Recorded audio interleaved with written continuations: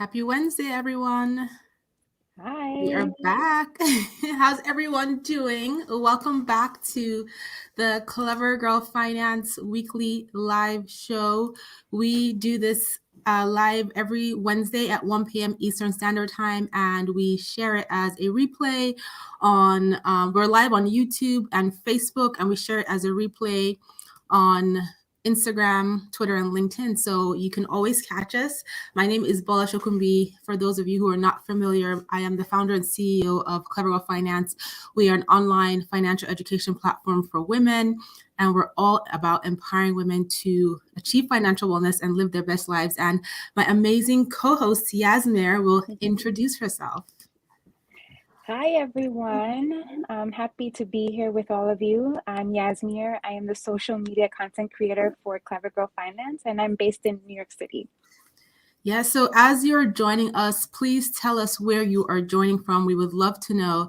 And today we're going to be going over a very important topic, which is why financial wellness is critical for women of color. And I'm just going to preface and say that financial wellness is critical for everybody. It's a very important topic. It's a very important topic for women, especially. But when we talk about women of color, we talk about Black women, Latina women, Native American women, or women who categorize themselves as women of color. It is more especially critical because of statistics that just showcase the impact of a lack of financial wellness that women like me and Yazmir and those of you who represent the women of color demographic face. And these issues come from historical reasons, systemic reasons, social reasons, economic reasons. And we're going to share some of those statistics with you. And, that showcases just average net worth for our demographics. And average basically means the largest size, right? So it's really important that as women of color that we are on top of our financial wellness, especially because of different factors working against us. So that's what we're going to be talking about today. Someone sent a message saying that financial wellness is important for everybody, and that is correct, right? But we are today focusing on women of color, and I am obviously a woman of color here. So this is an important conversation that we need to have and that we will continue to have here at Clever Girl Finance. So before we get started, as usual, check out the Clever Girl Finance books. If you haven't already checked out these books, you can find them everywhere that you purchase your books. You can ask your local bookstore to order them for you, or you can ask your local library to order these books. And we would love for you to support us. They're available everywhere books are sold, and you can also get them as ebooks or audiobooks, and you'll hear me reading these books to you. And we'll also love for you to check out the Clever Girl Finance planners. These, the life planner and the business planner are both available on the Clever Girl Finance website, and you can see photos of the inside of them on there. So I see folks joining from different places. Orlando, hi Deanna, from the UK, Virgin Islands. Hi Oni girl. From the Bahamas, from Nigeria, from Holland, from Barbados, from New York City. Welcome, Charlotte, North Carolina, New Zealand, New York, Ottawa, Canada, Germany, V Gates, Seattle, Belgium. Oh my goodness, wow. Antigua, New Jersey. Hi, Jersey. I'm in New Jersey as well. So we're really excited to have you guys here. So let's get into our topic. Yes. So as you mentioned, Bola, the topic of why financial literacy is important for women of color is because of some statistics that exist. Currently, the net worth of Black women is $200, and for Latinas is $100, and is due to many reasons. And today we're going to be discussing about 3 challenges that women of color face. Yeah, so let's go over the statistics again. The median net worth for a single Black woman is $200. And for a Latina, it is $100, right? That is crazy. And, we're going to talk about some of the reasons why, but That's very depressing. The median net worth. When we look at our non-minority counterparts, for example, white women, their median net worth is $15,640. That in itself is not great either, right? But $200. And then when we compare that to the median net worth of our white male counterparts, their median net worth is $28,900. So it is twice as much almost as white women, and just it blows the median net worth of Black women and Latina women out of the water, right? And this is just it's very depressing. And like I mentioned earlier, there are many reasons, historic reasons, right? And that's a whole other conversation. Historical reasons why minority demographics, Blacks, Latinas are behind net worth wise, systemic issues, social and economic issues.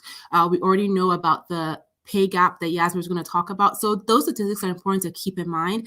And this median is basically based on a grouping, right? It's the middle. It's where the largest numbers are. Obviously, there are people who are outliers that are doing really well in minority demographics, in women of color demographics. But, right, if we're saying the median is $200 and $100, that means there are a lot of people who this is their net worth or less, right? So this is something that we want to change, especially for our demographics. So let's talk about the reasons why. And the reason why this is important for you to know as a woman of color is that you might be doing great right now. You may be on a financial journey, improving your finances, and you may see your own path. And you may be thinking to yourself, wow, I'm doing great. But we want to change that narrative for our children.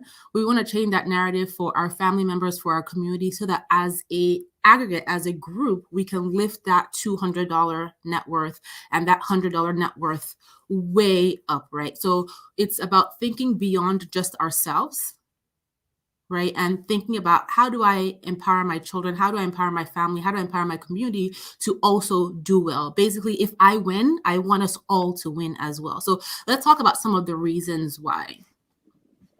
Yeah, the first reason is a lack of financial literacy tools out there. I wanted to mention too that women of color, a lot of us hold, college degrees, but unfortunately, this is financial literacy is not taught in many schools. So that is a great disadvantage there. And so we miss out on that. And then when we go into the real world after college, we're just lost with our finances.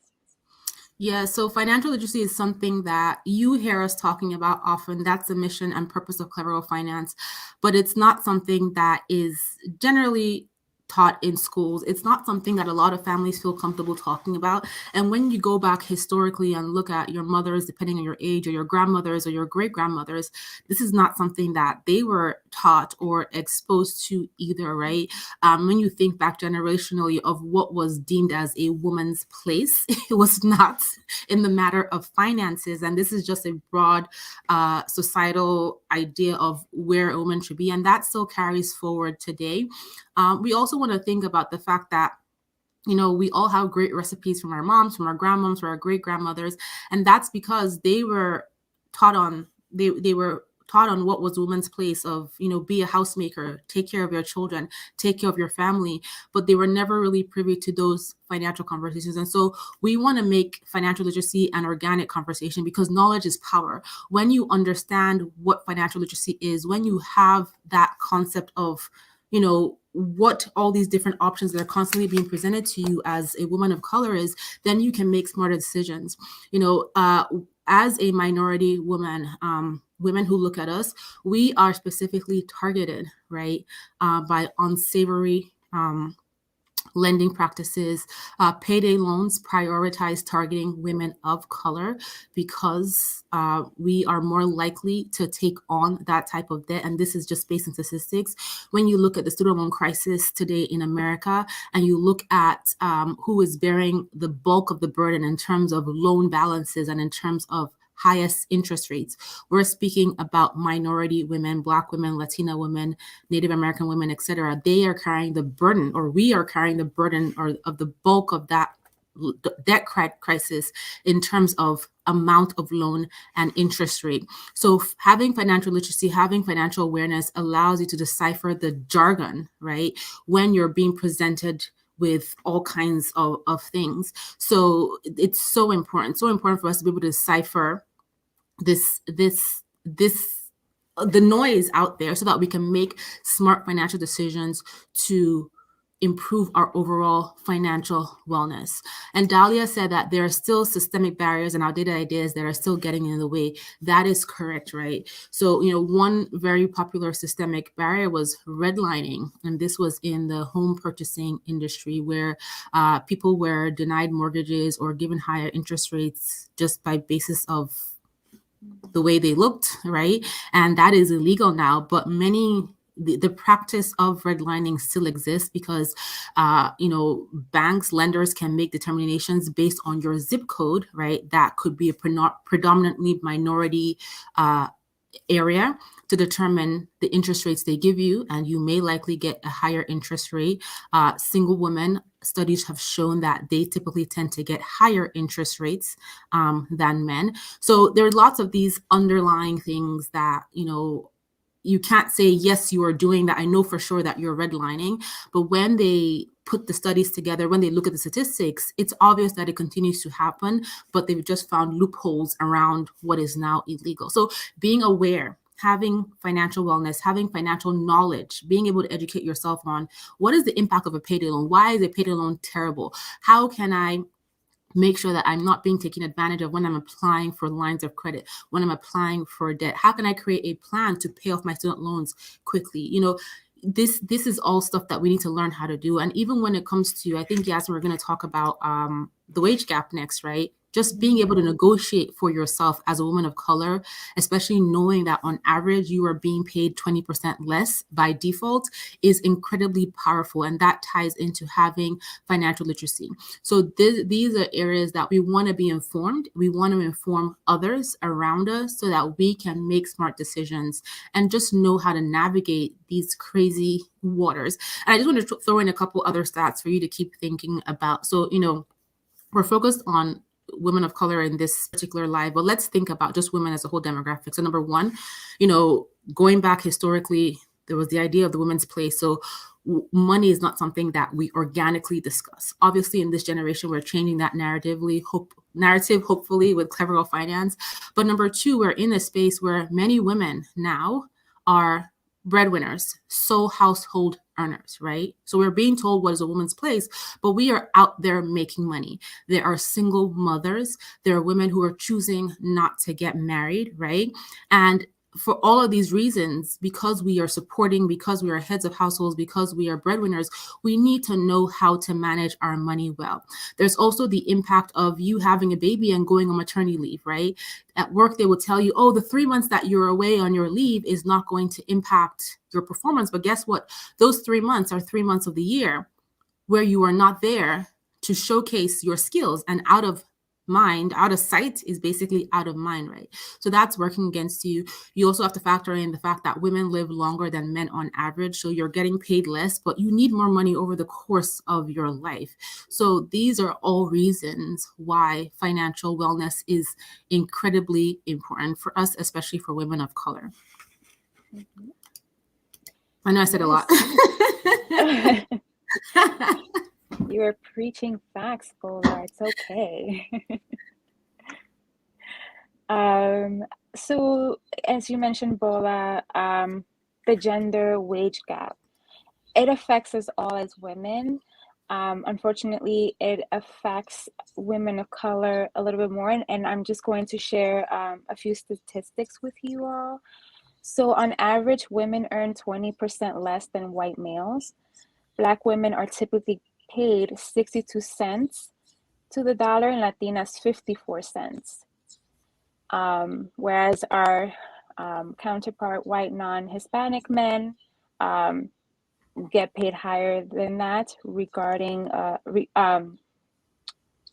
no matter like what level of work they are doing or what level of education they have. Yeah, so that gender wage gap, it is real. I've been a victim of it. I remember getting my first job out of college. For those of you who know my $100,000 savings story coming out of college, I got a job making $54,000 for taxes. I was so excited. I didn't negotiate my salary. And a few months later, with my coworkers, we got to talking about just salary, which HR does not like, but you get to know your coworkers. And I found out in my group of new hires for that window of time that I was hired with the same educational background, the same experience, I was the lowest paid person on the table. And I was the Black girl, I was the Black woman, and I was the lowest paid. And that actually angered me, right? Because of this existing gender wage gap. Black women get paid 62 cents for every dollar their white male counterparts get paid. Latinas get paid 54 cents for every dollar. That's a little more than half their white male counterparts get paid. And so it's the reason why it's important for us to know this, right? We talk about the gender wage gap all the time. There's a lot of work to solve this, but the reason why you need to know this and remember this is so that you can advocate for yourself in the workplace. You can ask. You should always ask for more. There's no reason why you should not ask for more, because the worst thing you can get told is no. You should always ask, right? You should always advocate for yourself. And when we're talking about asking for more, it's not just about salary, because sometimes an employer will say, you know what, this is the max I can offer you. But guess what? You can negotiate your vacation days. You can negotiate how much time you work from home. You can negotiate. I negotiated my computer, my office chair. You can negotiate everything.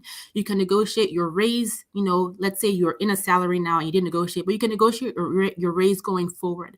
You can have a conversation with your manager to set expectations for what you need to accomplish to get the highest possible raise. You can negotiate your bonus. The bottom line here is that knowing the statistic of the gender wage gap for women of color, you have to negotiate and you have to get comfortable with asking. And the bottom line is, say it simply, practice in front of the mirror, practice with your friends, but you have to ask. And I love this statement from Dahlia where she says, choose to be a warrior, not a victim. Yeah. So, and I'll tell you something, the gender wage gap is impactful. Yes, we're earning on average 20% less. But guess what? Despite the gender wage gap, there's a very high chance that you are earning more money than your mother, than your grandmother, than your great-grandmothers ever did. We are being impacted by this gender wage gap, but we're in a position where we can start to change the narrative, right? By doing the best that we can with what we're earning and by asking for more and for advocating for ourselves, right? Every higher pay you get, you make it easier for the next woman, the next girl who's in college, who's coming after you into the workforce, right? So it's important that you always remember, right? No one's going to grab you by the shirt when you ask for more. No one's going to say you're fired. You're just going to say, you know what? No. And then you can say, well, I know you can't give me a raise here, but can we talk about getting a better bonus? And they could say no too. And guess what? I only have 1 week of vacation or 2 weeks of vacation, but can I get 3 weeks of vacation? Always ask. You have to advocate for yourself. And remember, the worst thing that can happen is no. That is it. You have to ask. You have to ask, especially as a minority woman, especially as a woman of color, especially as a Black woman, Latina woman, Native American woman. You have to ask for more. If you take that gender wage gap and you sum it up over the course of your lifetime, right, you're leaving hundreds of thousands of dollars on the table, maybe even millions, depending on your skill set and your career path, by not asking. So you have to ask. You have to ask. And even if you did not negotiate like me, the next job I got, you can best believe that I negotiated. And I was uncomfortable and it was nerve-wracking, but I stepped out of my comfort zone and I asked. And guess what? I got the raise. I got the more money. You have to ask. And if you're in a position where it's like, you know what, these people are not recognizing how amazing I am, then you can look for another job, right? Luckily, we live in a world where we have options. And by having financial literacy and creating a buffer for yourself, putting money aside for emergencies, getting your financial situation in order, creating your debt payoff plan, you expand your options where your whole life is not dependent on this job and you're not tied into being stuck at this place. So yes, ask. So Pamela said it always was scared to ask, not anymore. I have never negotiated salary, but I'm looking for another job within my company and I will negotiate. Yes, please negotiate. Analyst says you have to ask. The worst they can say is no. And what's the difference? You already don't have the raise. If you don't get it, nothing will really change. That is true. Yeah. So there is the gender wage gap, right? We all know about, but there is an even bigger, more impactful gap that Yazmir is going to talk about that impacts us as women of color earning that 62 cents and 54 cents as Black women and Latina women. And I know there are other stats out there for other women of color demographics, but there is another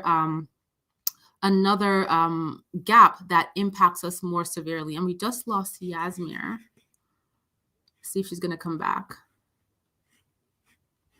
Okay, I don't see her, but I can talk about that. So outside of the gender wage gap, there is also the investment wage gap.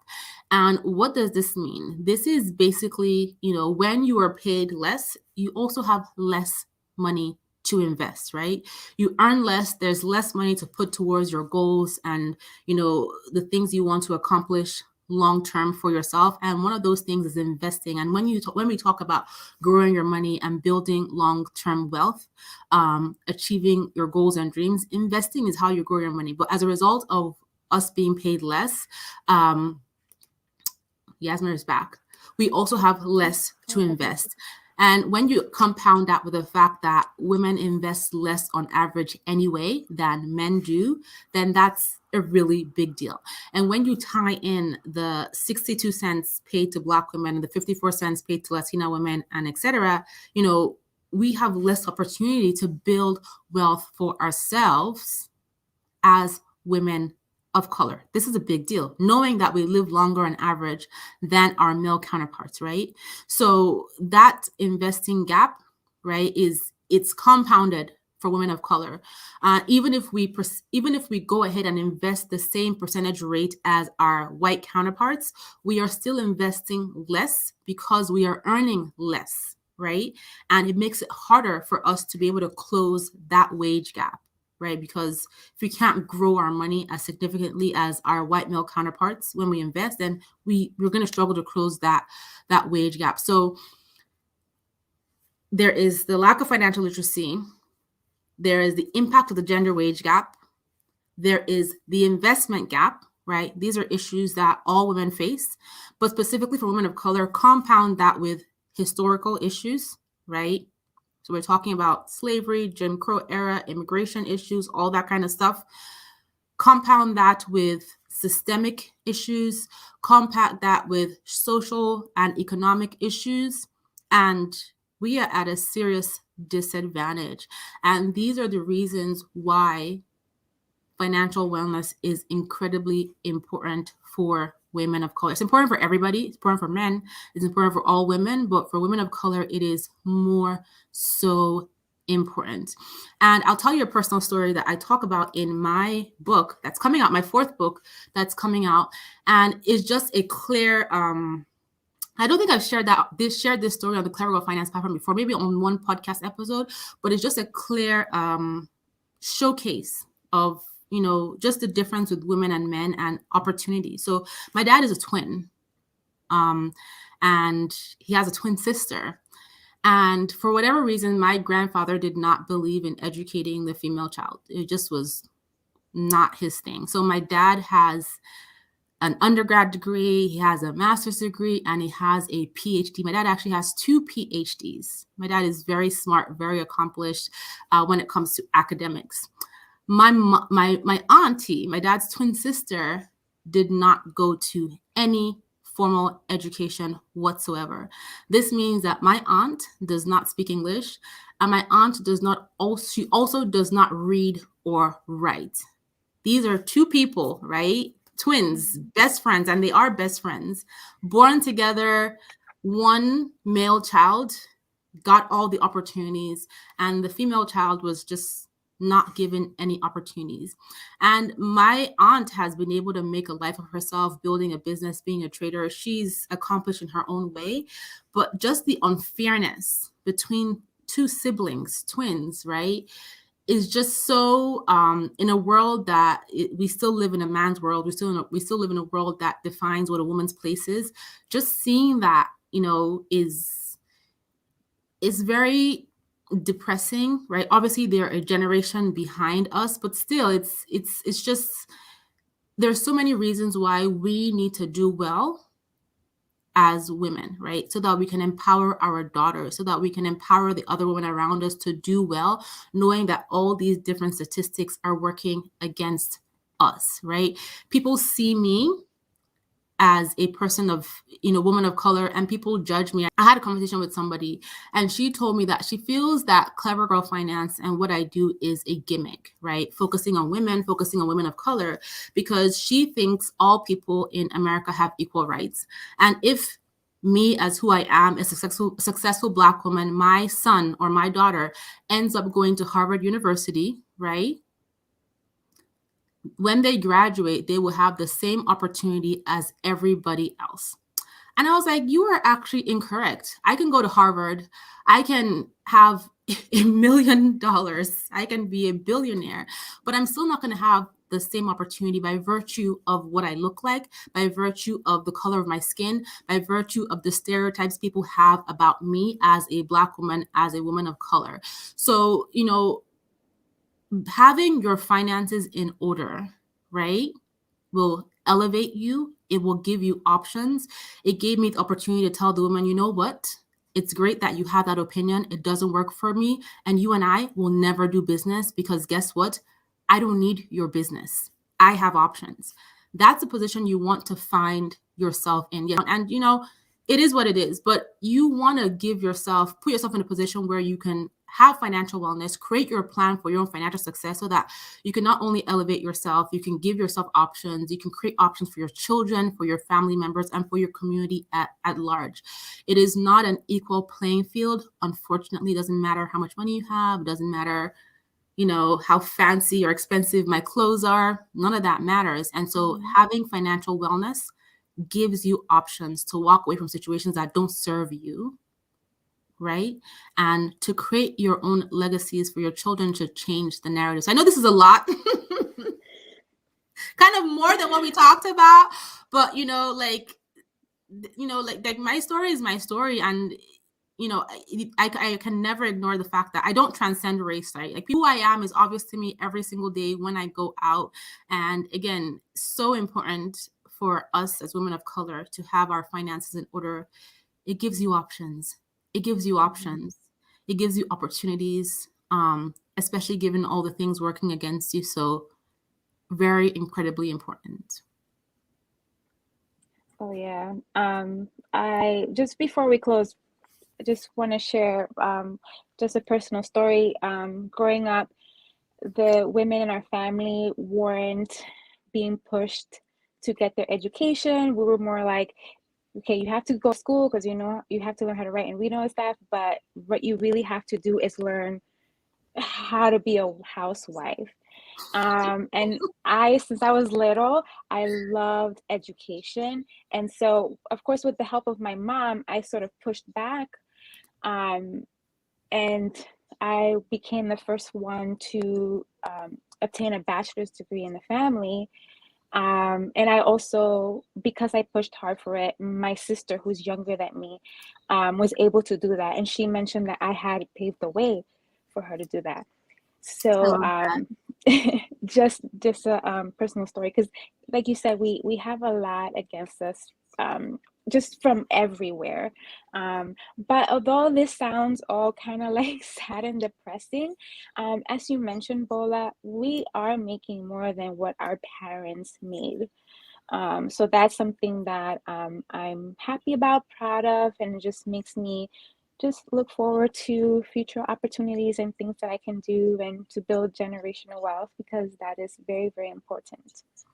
Yes, and I can definitely relate to the housewife. I mean, I come from a culture, I'm originally Nigerian, that is very much focused on finding a husband. You want to be a rocket scientist? That's great. You want to be the next president of America? That is you go, girl. But where is your husband? You need a husband. So I can relate to that. You want to get your master's degree, a PhD. Amazing. Just just find a husband first. Get the husband first. So, Oh yeah, my but, goodness. you know, create your own options, and having money, having financial wellness, getting your finances in order will allow you to create your own options when people don't place any options in front of you, right? You want to create your own options. You don't have that privilege where people are just going to hand you opportunities, unfortunately, right? You need to create your own options, create your own opportunities. Yes, if you get opportunities, that is amazing, but you also want to have your own options. You don't want your opportunities to be dependent on somebody else's decision in a back room with a closed door to saying, should I give Bola that opportunity or not? Oh, but wait a minute, Bola is a Black woman. Oh, wait a minute, this, that, this, that. You don't want that. You want to create your own options Mm-hmm. for yourself so that the opportunity does not present itself to you. That's fine, because you know what? You're good. You are fine. Whether they give you the options or not, whether they give you the opportunities or not, you are perfectly fine because you have your own money in the bank. So I want to stress that, right?